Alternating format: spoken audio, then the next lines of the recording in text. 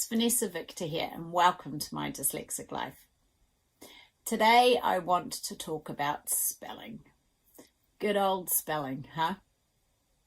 You know, we had a flyer, a newsletter come through our letterbox, and we have a group chat on our street, and a couple of people commented about this flyer.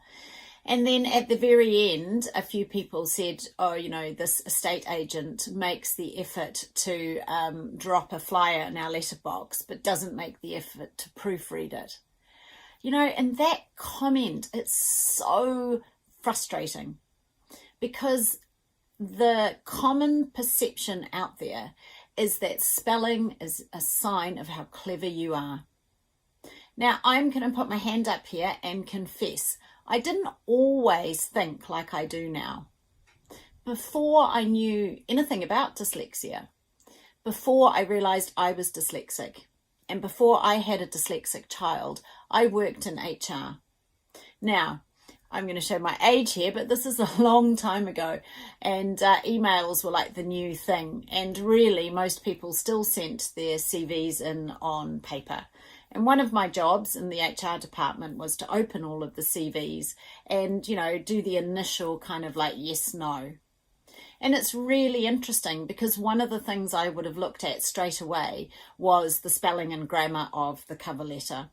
And if there'd been spelling mistakes there, or if the grammar hadn't been that good, although disclaimer, I probably wouldn't have actually known if the grammar was good or not, because grammar wasn't my strong point. But anyway, if there was some mistakes in that letter, they would have gone in the no pile without even contemplating it. Now, you know, 20 years later, I am so passionate about changing the belief around dyslexia. And it's so insidious, isn't it? It's so ingrained in us to think that if there's a spelling mistake, that person is careless, or that person's lazy, or they obviously don't proofread their work, or, you know, they're not as intelligent, because how could you spell a word like there wrong? And I am constantly amazed by how often this is picked up. And I actually went on to our group, there you go, there's my dyslexia. I went on to the chat and actually put that just because they made a spelling mistake, it doesn't mean that person is careless. And, you know, we have these amazing tools now, spell checker and everything else. But of course, if you're dyslexic, spell checkers don't work. It's like being told to go and look something up in the dictionary. You actually need to know how to spell it before you can look it up in the dictionary.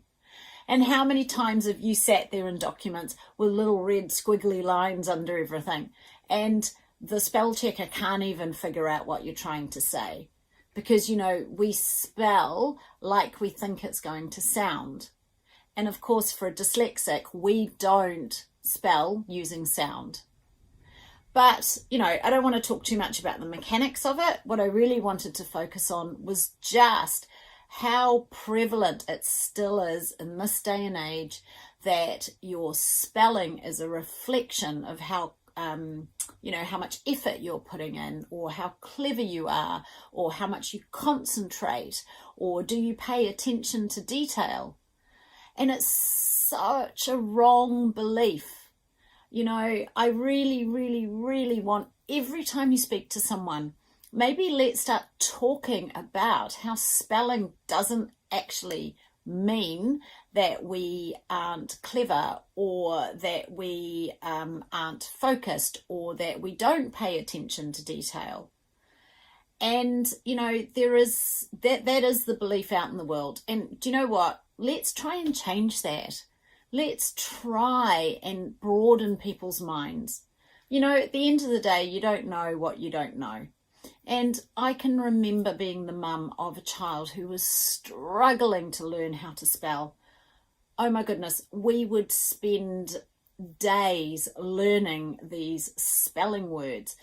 And, you know, I was Googling how to help your child learn how to spell, and what can I do? And the teachers were saying, oh, go and write it outside in chalk, or, you know, throw a ball while you're spelling the word, or go and write it with water and a paintbrush. And I did so many different activities. I made flashcards. I can tell you what, there was a huge amount of effort going into spelling in our family. And what was really frustrating is, actually, even though I'm dyslexic, I can actually spell really well. And for me, I just see a picture of the word, so I know if it looks right. And I just know the order of the letters, because it's like looking at a picture of your family and seeing your family members in the wrong order. I mean, to me, it is that visual.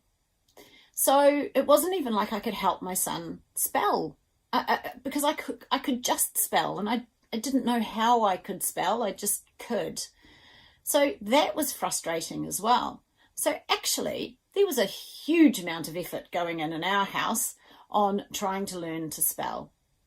Of course, now with my training and my experience and with all the dyslexics I've worked with, and with my own journey with dyslexia, I can understand completely what was going on.